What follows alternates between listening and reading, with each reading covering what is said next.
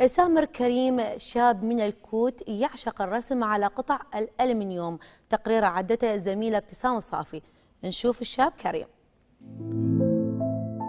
لم يجد الشاب سامر الوقت الكافي لممارسة هوايته التي انقطع عنها طويلا بسبب المسؤوليات الملقاة على عاتقه، لكنه تحدى الصعاب ليعود مجددا لممارسة شغفه بالرسم منذ الطفولة. بداياتي أرسم على الرصاص، هيك يعني أشياء بسيطة، يعني هاي أيام الطفولة. فبعدين يعني اكتشفت نفسي أنا أرسم أشياء حلوة، وبالفعل يعني كنت أرسم صور شخصية. هي ابتدأت يعني بالصور الشخصية، وطورت نفسي شوي شوي، قمت أرسم يعني بالألوان أو الألوان الزيتية المائية، بالإضافة إلى الرصاص.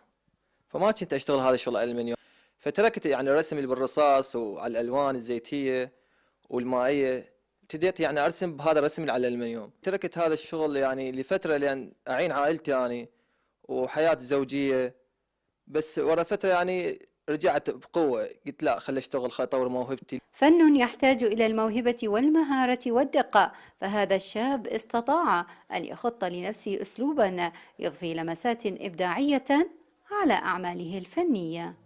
انطلق في عالم الفن وأصر على إثبات جدارته والخروج عن المألوف، فتمكن من إبراز موهبته في الرسم على الألمنيوم مستخدما أبسط المواد ليحول القطع المعدنية إلى لوحات مليئة بتفاصيل وملامح معبرة.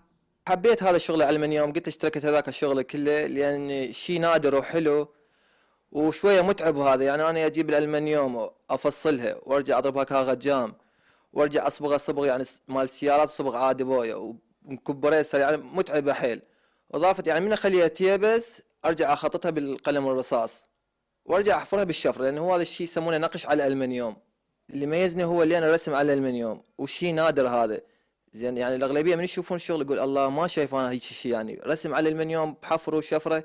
هذا اللي يميزنا عن الآخرين. الرسمة متعبة قلت لك، لأن بالبداية تفاصيل بها هواي، يعني أرجع أضربها كغجام وأصبغها، فتاخذ منه وقت على ما تيبس اللوحة، وارجع بس التخطيط ياخذ مني يعني يوم كامل.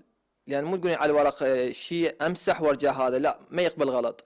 يبحث دائما عن التجديد لصقل موهبته، فاختار الرسم على الألمنيوم ليجذب الانتباه إليه ويضع له بصمة خاصة.